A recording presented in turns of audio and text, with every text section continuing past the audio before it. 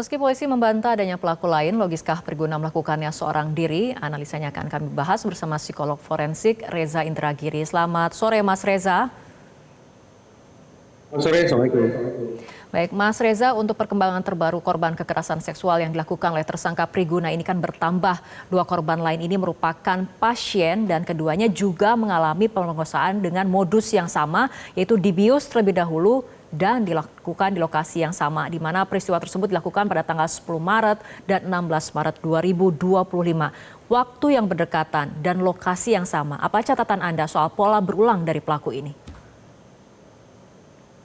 Tampaknya semakin kuat, semakin terbenarkan anggapan saya bahwa ini bukan merupakan perkosaan impulsif, tapi perkosaan terencana. Kata terencana itu akan dibuktikan lewat ada tidaknya 4 unsur berikut ini di kepala pelaku. Pertama, target. Bahwa pelaku sudah mengincar pihak tertentu, pasien tertentu atau keluarga pasien tertentu yang akan dijadikannya sebagai objek kejahatan. Target spesifik. Yang kedua, adanya insentif. Ini yang menjadi pertanyaan. Saya sempat berbincang dengan tokoh senior kedokteran yaitu Dr. Nazar yang menyebut bahwa bekerja sebagai dokter spesialis di bidang anestesi itu memang berat. Kata berat saya asosiasikan dengan kejenuhan, jam kerja yang panjang, keletihan, dan seterusnya. Sehingga adakah kemungkinan terkait dengan insentif bahwa oknum dokter jahat ini melakukan perbuatan kejinya itu dengan tujuan mendapatkan kesenangan atau penghiburan diri dengan cara yang salah. Insentif terkait dengan memperoleh kesenangan, kemungkinan. Yang ketiga, sumber daya. Yang bersangkutan melancarkan aksinya di lokasi yang sama. Berarti dia memiliki akses ke zat-zat kimia tertentu yang akan dia pakai untuk melumpuhkan targetnya. Dia menjadikan lingkungan tertentu, ruangan tertentu sebagai lokasi kejadian di mana dia melancarkan aksi bejatnya.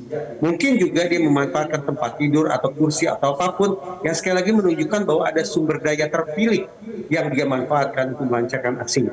Dan yang keempat adalah risiko. Dari pemberitaan yang saya simak bahwa otoritas kepolisian menemukan adanya alat kontrasepsi. Keberadaan alat kontrasepsi saya maknai bahwa inilah boleh jadi merupakan cara si pelaku untuk memastikan tidak ada barang bukti yang tertinggal di tubuh korban.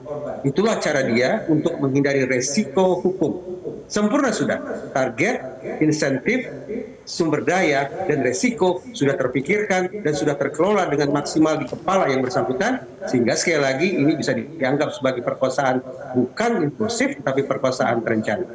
Oke, perkosaan terencana seperti ini apakah mungkin dilakukan Priguna hanya seorang diri ataukah kemungkinan ada bantuan? Pertama, juga dari pemberitaan di media saya menangkap kesan kuat bahwa pelaku ini melancarkan perbuatannya dengan kefasihan yang luar biasa. Kefasihan kita anggap sebagai hasil dari proses belajar yang berulang. Proses belajar berulang yang saya maksud adalah residivisme. Bagaimana pelaku melancarkan perbuatan brutal yang sama kepada korban yang berbeda, berulang dan berulang, sehingga sekali lagi tingkat kefasihannya bertambah seiring perjalanan waktu. Dengan anggapan bahwa ini merupakan kefasihan dari proses belajar, maka masuk akal kalau kita menduga bahwa boleh jadi pelaku merupakan predator tunggal. Itu poin pertama.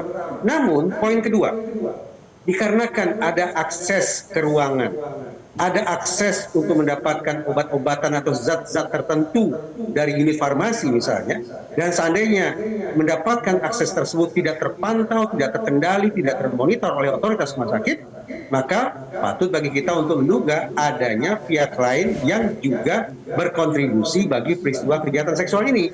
Kendati kontribusi itu tidak serta-merta berasosiasi dengan perkosaan semata, tapi boleh jadi berkaitan dengan masalah kelalaian, mismanagement, dan seterusnya. Dengan kata lain, pertanggungjawaban boleh jadi tidak sebatas pada aspek pidana, tapi juga mungkin pada aspek etika, dan seterusnya berkaitan dengan keberadaan pihak-pihak lain, oknum-oknum lain yang barangkali juga terlibat.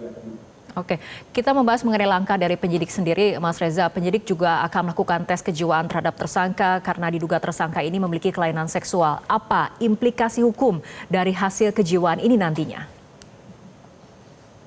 Saya mencoba menafsirkan awalnya bahwa perlibatan disiplin non-hukum untuk membantu kerja penegakan hukum merupakan cara positif yang dilakukan oleh Polda Jabar untuk memastikan adanya kerja-kerja saintifik yang diterapkan untuk mengungkap kasus ini. Pada aspek itu saya menilai positif.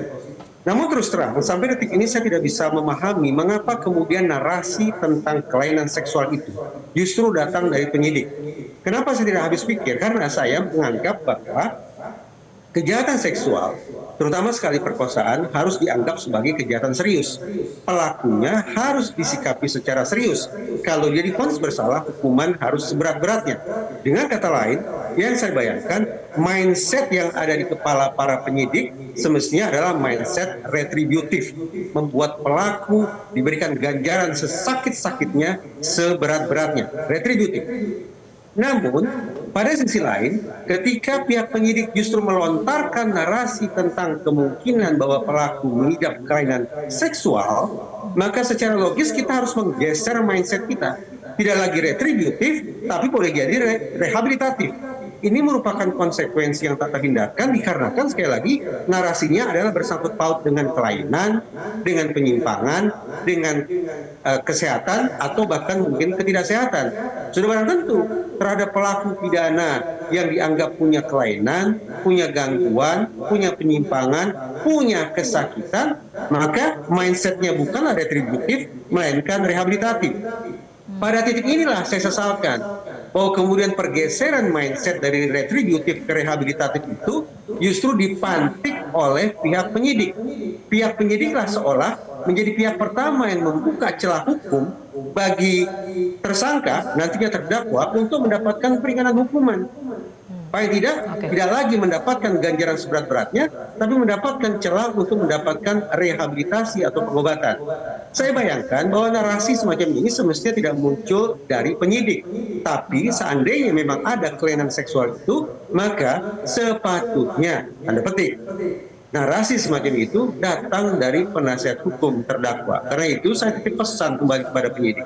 Tolong kembali gunakan mindset retributif, hukuman seberat-beratnya menjadi target proses penegakan hukum yang akan ditimpakan kepada oknum dokter jahat ini sekiranya dia divonis bersalah. Oke, baik Mas Reza, kita kembali kepada pola perilaku dari tersangka. Modus kekerasan seksual yang diungkap sejauh ini sama, dibius terlebih dahulu para korban. Menurut Anda dengan pola perilaku seperti ini, apakah terbuka juga kemungkinan misalnya pelaku juga melakukan tindakan kekerasan seksual lain dengan modus lainnya? Kalau kita berbincang tentang pelaku perkosaan berulang, artinya residivisme kejahatan seksual, ada angka yang menunjukkan bahwa pelaku perkosaan residivis acap kali baru dipergoki oleh otoritas penegakan hukum menjelang aksi pemaksaan yang ke-6. Artinya, setelah dia memerkosa korban pertama, pelaku lolos. Memangsa korban kedua, pelaku berhasil melakukan pensiasatan hukum, dan seterusnya dan seterusnya.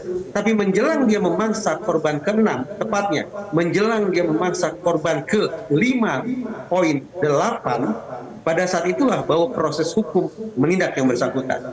Dari hasil studi ini, maka patut kiranya otoritas penegakan hukum, pada tahap ini kepolisian, melakukan investigasi semendalam mungkin untuk memastikan ada tidaknya korban-korban lain yang barangkali jumlahnya mencapai hampir 6 orang dengan serbaneka ragam kejahatan seksual, baik itu perkosaan maupun kejahatan-kejahatan seksual yang levelnya di bawah perkosaan. Kita tidak boleh tutup mata terhadap fakta bahwa perilaku jahat manusia cenderung bereskalasi. Sesuatu yang tanda petik relatif hari ini dilakukan secara ringan, tapi seiring dengan tingkat kefasihan pelaku yang bertambah, maka esok hari dia akan melakukan kejahatan seksual dengan ragam yang semakin berat, dengan modus yang semakin canggih, dengan korban yang semakin banyak. Saya tidak berharap ada korban lebih dari satu, tapi tadi saya katakan, hasil studi memberikan dasar bagi kita untuk khawatir bahwa proses penegakan hukum baru berhasil mengincar yang bersangkutan ketika dia menjelang mengincar korban ke-6. Oke, baik Mas Reza, untuk kemudian memutus mata rantai seperti ini agar kasus serupa tidak terulang kembali, selain sekarang kemudian proses penegakan hukum sedang dilakukan, ini pembenahan yang harus dilakukan seperti apa? Misalnya dari pihak Ikatan Dokter ataupun pengawasan di rumah sakit sendiri, menurut Anda kemudian seperti apa evaluasi ataupun pembenahan yang harus dilakukan? Kita tentu punya keinsafan bahwa ini merupakan masalah pidana. Dan kalau kita bicara masalah pidana, maka ada 4 area yang harus dikelola secara simultan. Preemptif, preventif, represif, dan rehabilitatif. Rehabilitatif yang saya maksud adalah bagi korban. Nah, 4 area itu menuntut adanya sinergi atau kolaborasi dari lintas lembaga. Dengan kata lain, tidak cukup hanya otoritas penegakan hukum dalam hal ini kepolisian yang bekerja, tapi organisasi profesi, Kementerian Kesehatan maupun lembaga-lembaga non penegak hukum lainnya semestinya bekerja sama untuk memastikan bahwa keempat area tadi terisi. Ujung-ujungnya, saya berharap bahwa kepercayaan masyarakat tidak akan terganggu terhadap dunia kedokteran kita, terutama sekali terkait dengan profesi sebagai dokter spesialis. Mudah-mudahan masyarakat akan teryakinkan bahwa penegakan hukum ini memastikan tidak akan terulang peristiwa serupa ke depannya. Dan tidak hanya itu, pihak yang sesungguhnya saat ini paling menjadi pusat perhatian kita sesungguhnya bukanlah pelaku, tetapi korban. Karena itu, tugas yang sangat penting yang harus dipikirkan oleh negara adalah memastikan tidak hanya bagaimana mengirim pelaku ke proses pertanggungjawaban pidana dengan ancaman sanksi pidana seberat-beratnya, tapi juga memastikan bahwa korban ataupun para korban bisa pulih, bisa direhabilitasi hingga panjang usia ke depan mereka nanti. Baik, terima kasih Mas Reza Indragiri telah berbincang bersama kami sore hari ini. Jelajahi cara baru mendapatkan informasi. Download Metro TV Extend sekarang.